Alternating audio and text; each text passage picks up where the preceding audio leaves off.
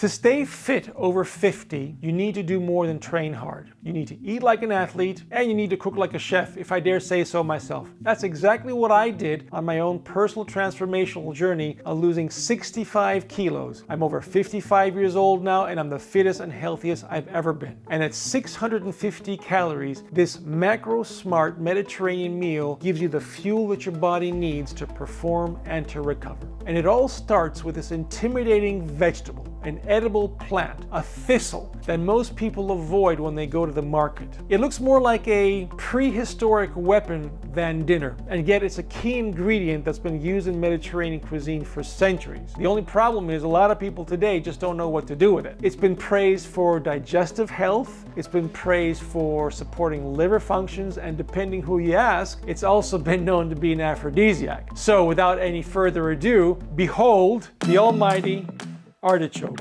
Today's recipe, aguinades a la polita, a traditional Greek artichoke stew that hails from the old kitchens of Constantinople. You haven't truly embraced the Mediterranean diet until you've squared off with the almighty artichoke. It's a Mediterranean rite of passage if you dare cook this with me. So I'm going to show you how. This is macro precision cooking at its finest, and let's whomp it up.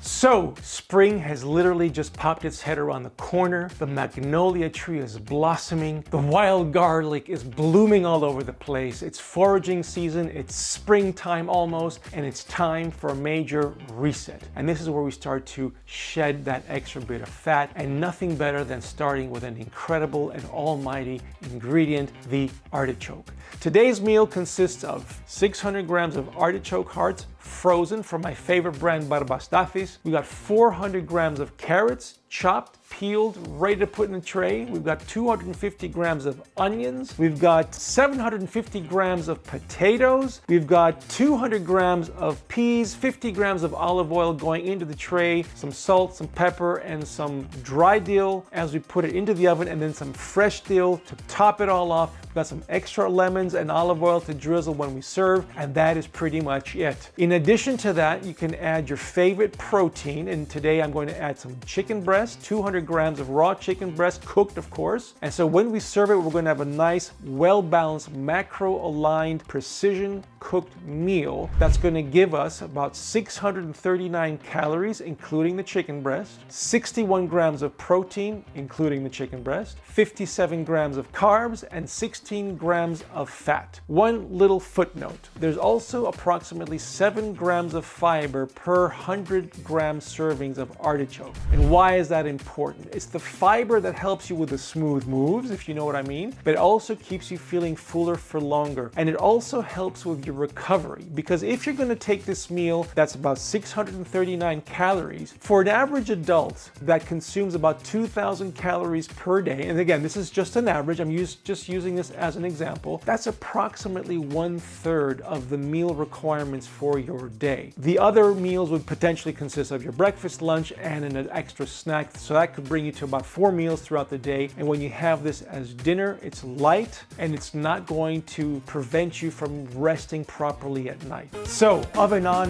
180 degrees Celsius, 355 Fahrenheit. That is the magic number that you want to use when you're putting things in the oven to cook. And we're going to be doing this fan assisted. It kind of goes faster that way. We're going to cover everything nicely. And so the first thing that we're going to do is we're going to take our baking tray. We're going to put everything in here. And as you see, I've got the foil already covered. That's minimizing the amount of time that I need to spend washing the actual tray. We're going to throw the ingredients in there right now, and we're just going to pop it in the oven. So today we're going to use 750 grams of potatoes. Now, for the most part, these are waxy potatoes, and those are the ones that you can put in salads and so forth, and they don't really break very easily when you cook them. But we do want to create a nice gravy consistency with the food that we're going to cook today. The aguinades a la polita, therefore, instead of using any type of flour as we do traditionally or cornstarch, we're going to use these these 2 sacrificial potatoes. They're the fluffy kind. We're going to peel them and we're going to put them in together with the rest of the potatoes. And after they cook for a good 45 minutes, we're just going to kind of squash them because they're going to really break down. It's kind of what you make mashed potatoes with. So when they break down, they become a little bit more starchy, and those starches release into the juice that we're going to create inside this meal, and it's going to give you that little bit of a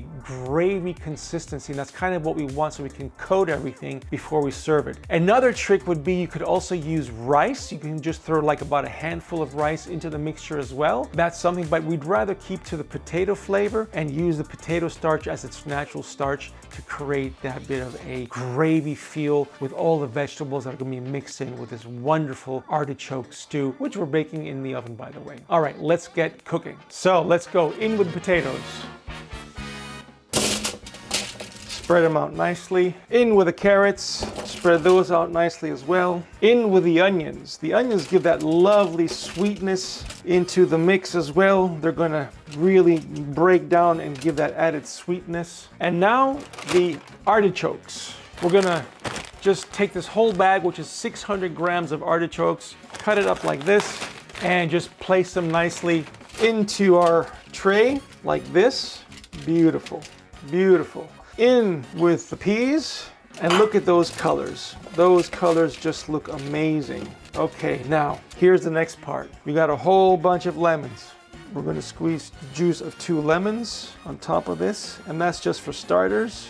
And I promise you, just like in French cuisine, you just can't get enough butter. Well, in Greek cuisine, you simply can't get enough olive oil and lemon. And if you really want to get that house smelling like a Greek kitchen, I promise you the dill is what's going to make all the difference. And here's the best news. If it's not lemony enough for you, you can definitely add more once the meal is ready. So that's why we've got all these lemons on standby. But just look at how gorgeous the colors look already. This is Mediterranean cuisine at its finest. That's exactly what I mean. Look at that. Just look at all this. You don't need to be too bashful when it comes to lemons in Greek cuisine. All right, next we're going to use some dried dill, and that's going to give that extra bit of flavor. We don't want to use fresh dill just yet because the fresh dill will lose its color. We want to keep that vibrant. So just kind of mix that in there a little bit.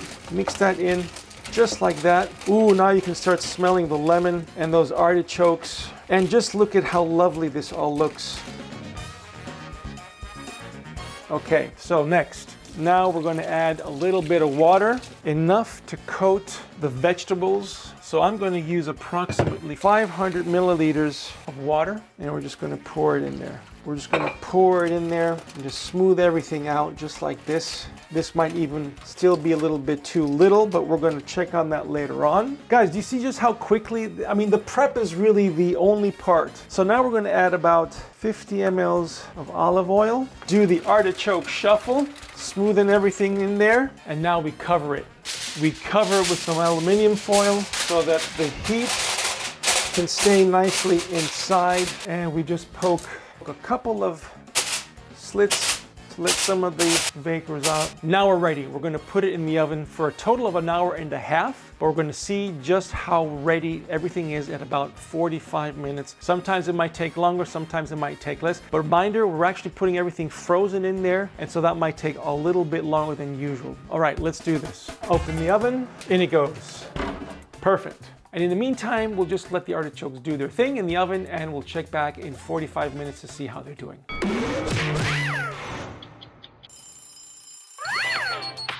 Okay, we're at the 45-minute mark. Let's check it out.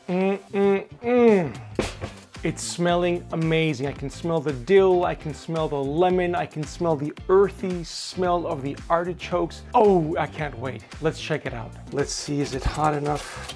Okay, we're just gonna be a bit careful. Mind the steam. Ooh, yeah.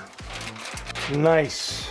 Ooh, that looks lovely. Look at that. Just look at that. We still have some of the nice juice in there. Ooh, that looks really beautiful. And look at the dill. Just look at how nice the gravy has reduced. Okay, so now we are going to take a fork and we're going to squeeze a few of those potatoes. Just like that. Look at that. Squeeze them down. There you go. You can tell which ones are the fluffy potatoes. Oh yeah, just squeeze squeeze down the potatoes a little bit just so we can cause them to get a little pureed action there. The sacrificial potato is now doing its deal.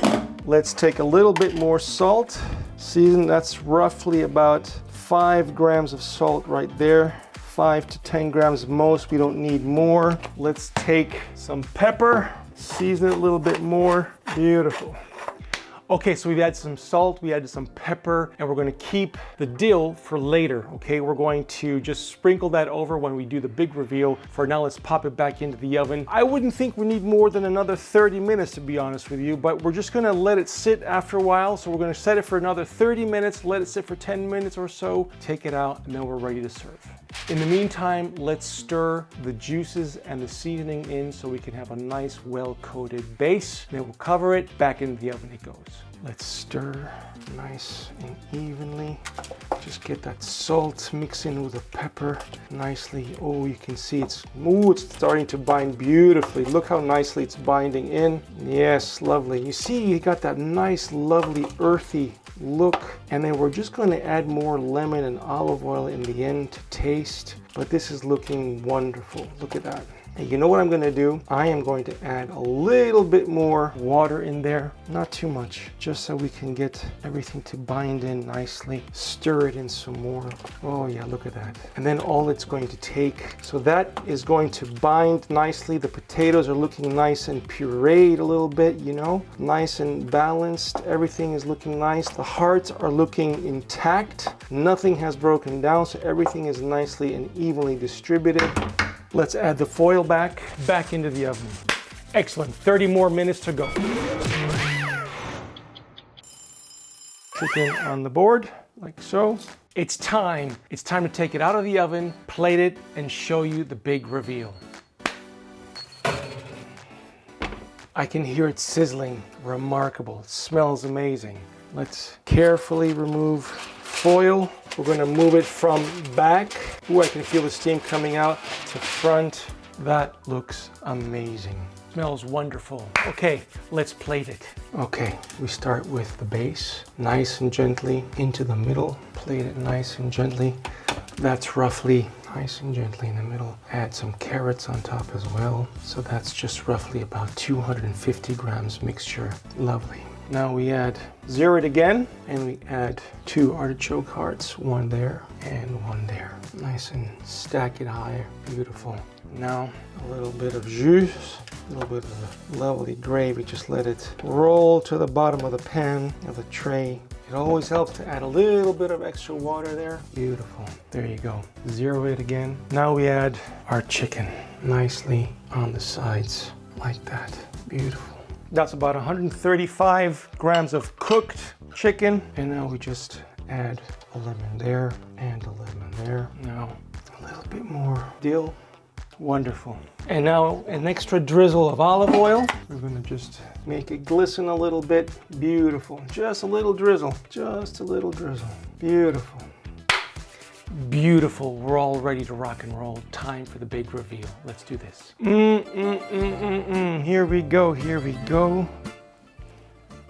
Aguinaldos a la polita. This dish that my Aunt Georgia, who lived to be 100 years old, introduced to me just when I was an airman. You know, it feels like I'm going to be cheating tonight, but I tell you, at 650 calories, 60 grams of protein, roughly 60 grams of carbs, low fat, plenty of fiber. This is gonna keep me feeling full for the rest of the evening. My wife is gonna love it, and this is something that I can share with her and with friends anytime we have guests, and I don't feel like it's going to break my diet. It's not going to break my performance nutrition. This is a perfectly macro-aligned Mediterranean meal, Greek cuisine, just like I love it, and my house smells wonderful. The smell of lemon, the smell of dill, the earthy, sweet smell of the artichoke hearts, coupled with some chicken to support my muscles. And I promise you, this is really a meal fit for warriors. Hey, it's time to dig in. Let's squeeze a little bit of lemon on here and let's just see.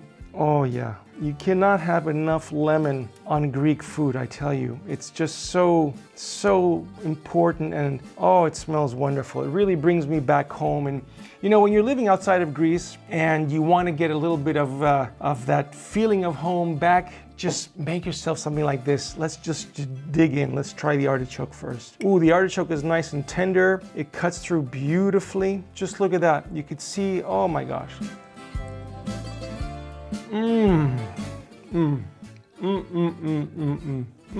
That soft, hearty, earthy, sweet flavor of an artichoke. Oh boy. And let's try the carrots. Not too hard, not too soft, just right, with a lovely bit of bite right there. And then you got the peas on top. Now give that a little bit of an extra pop. And the lemon, it just really binds it all together. And the potatoes, a wonderful bite to them. And then the chicken, let's try the chicken. Put a little bit of